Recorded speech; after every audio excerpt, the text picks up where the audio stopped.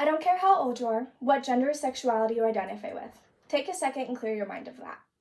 Together, we are going to put ourselves into the 16-year-old girl's mindset. Okay? Ready? You're in high school, and all of your best friends are in a friendly competition with each other to see who can get a boy to like them first. But with this friendly competition, you're also struggling with your identity, and frankly, you're stressed from school, and you don't like yourself very much. Especially when you see girls flaunting everything on social media who are only a couple years older than you. Your very best friend in the whole world asks you to go to a party one weekend with her. You go, figuring what's the worst that can happen. So much, but you're 16 and naive. You met this really cool and cute guy at the party. We'll call him Chad. You and Chad started dating. Chad, being also a teenager, has raging hormones. And he's also consuming media of attractive women, except as where you're comparing yourself to them. He's looking at her as what she's marketing as, a sex symbol. So you and Chad do the deed one day, except you live in a state where the sexual education you and Chad have been taught has been to abstain and wait till marriage. So you both don't really know what you're doing. And obviously, he doesn't use a condom. You're not on birth control. A month goes by. You realize you missed your period. So your bestie says, let's go buy a pregnancy test. You take the test, look down after the allotted time. You see 2 solid pink lines staring back at you. So you panic, as any 16-year-old girl would. What do you do now? Teen pregnancy is a critical issue that stems from the inadequate sexual education, carries serious mental and physical and financial consequences, and can only be reduced by improving education, expanding access to resources, and supporting teen parents. Now that you've stepped into the shoes of a teenage girl facing an unexpected pregnancy, let's break down just how deep the consequences of teen pregnancy go. First, we'll look at how teen pregnancy affects young mothers, mentally, physically, and financially. Then we'll examine how poor sexual education and misinformation are causing the problem. Finally, we'll explore the solutions we can take as a society to support these teens and prevent future cases. Teen pregnancy has serious psychological, physical, and financial consequences for the young parents and their children. According to the National Institute of Mental Health in 2021, 29.2% of adolescent girls experience depression. Let's put that into perspective. That is 3.65 million teenage girls. According to Wisconsin Public Institution, pregnancy rates in young women with emotional disorders run as high as 50%, compared to the national average of 17%. That's an insane disparity, which means that potentially 1.83 million girls who already have pre-existing mental illness could also become pregnant on top of that.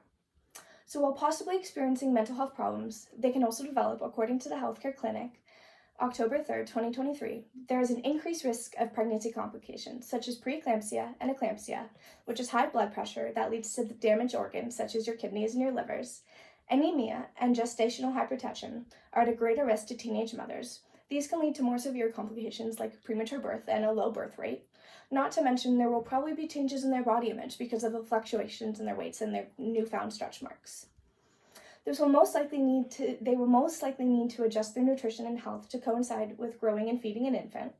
And once the baby is born, the teenage girl, who is already at more of a risk for depression, now has to battle postpartum depression, has to learn how to breastfeed, which puts your nipples through 7 stages of hell, and after the fact, your breasts will never be the same.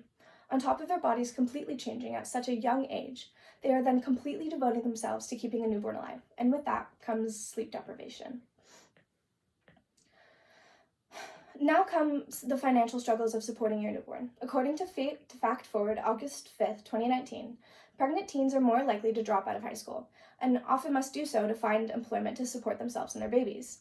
These mothers haven't finished their education, so they're forced to take low-paying jobs, and many live in poverty and use welfare to support themselves and their children. Now that we've gone over the serious consequences of teen pregnancy has on mental health, physical well-being, and financial stability, let's take a look at why this is happening in the first place. Teen pregnancy is still such a problem because sexual education is not being taught in depth and properly, and therefore people are not accurately educated, leading to many societal misconceptions. There is a huge lack of sexual education across American schools. According to Duke, the Center for Global Reproductive Health, July 25th, 2022, in addition to many schools simply not providing sexual education, oftentimes the education that is provided is subpar. The CDC recommends that schools cover 20 essential topics in their sexual education. In a 2018 study, they found that less than half of American high schools and even fewer than 1/5 of American middle schools have touched on the topics outlined by the CDC. The CDC, the Center for Disease Control. This has the most up-to-date resources for how to control the spread of disease, advises us on the things that should be taught across America, but less than half of the schools teach medically accurate information. People are not accurately educated on their bodies and their reproductive organs. According to the National Library of Medicine, May 11, 2017, a recent report by the Guttmacher Institute noted that although 37 states require abstinence information be provided, only 33 and 18 require HIV and contraceptive information, and 13 states mandate instruction be medically accurate. Can we focus on that? Out of the 50 states in America, only 13 require the information be medically accurate. This leads to many societal misconceptions that social media is unfortunately perpetuating. According to the Cardinal Edge 2021, social media has exacerbated the spread of health information, including sexual health misinformation. Adolescents and young adults' use of social media for sexual health information can be problematic because sexual health misinformation on social media utilizes a variety of techniques to make sure that whatever nonsense they are telling you sticks in your brain by using fun fonts and colors and sounds. After examining how the lack of proper education and social media misinformation have been contributed to the rising teen pregnancy rates, we can now explore what can be actually done to make a difference. To reduce teen pregnancy, we must take multiple actions as a society to support teen moms, but also lower the number of teen pregnancies that happen across the U.S. First things first, we need to improve sexual education across the U.S., according to the CDC, November 29, 2024. Schools can implement these 4 things to support sexual health education. 1. Have policies that foster a supportive environment for sexual health education. 2. Use content that is medically accurate and developmentally appropriate. 3. Give staff the knowledge and skills needed to deliver quality sexual health education.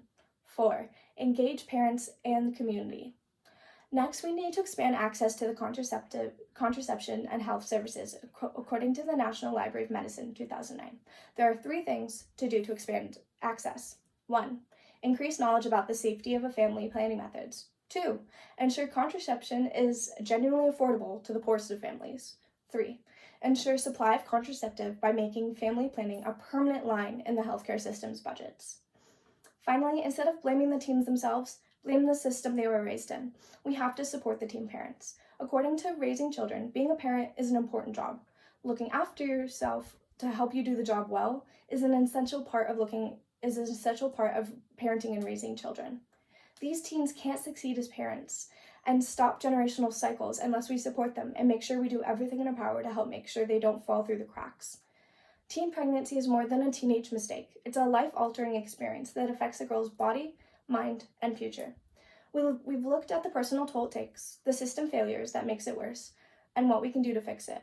If we truly want to reduce teen pregnancy and support those affected by it, we must reform sex education, make reproductive health care accessible, and stop blaming teens for the system they were failed by. So the next time you hear someone shame a young girl for getting pregnant, I want you to think of Chad. Think of the lack of condoms, the lack of education, and the pressure of growing up in a society that both hypersexualizes and silences young girls. She didn't fail us. We failed her. Let's do better.